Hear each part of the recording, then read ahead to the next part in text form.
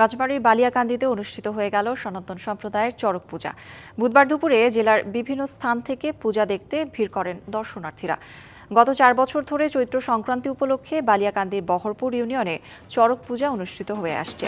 চড়ক পূজা উপলক্ষে বসে গ্রামীণ মেলা। হিন্দু সম্প্রদায়ের আচার অনুষ্ঠান হলেও এ আয়োজন দেখতে আসেন বিভিন্ন শ্রেণী পেশার মানুষ।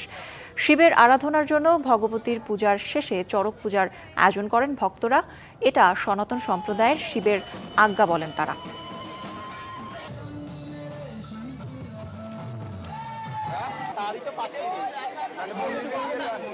অবশ্যই ঘুরে ফিরি নীলদার পিছনে দিয়ে বলে ঘুরে তাই সেই জন্য দেখা এলাম। এখানে কি পরিমাণ লোক হয় যদি না দেখতে পারে, চোখে না দেখা পর্যন্ত বলার কিছু নাই। এই চড়ক পূজা হচ্ছে একটা ফ্যাক্ট।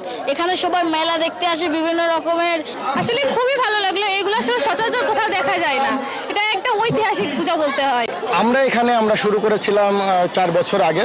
গত 3 বছর আমরা সফল আয়োজন করেছি। এবার চতুর্থবারের মতন আমরা এই আয়োজন করেছি। যেদিন ভগবতী পূজা হয় আমরা এই চড়ক পূজাটা দিয়ে থাকি।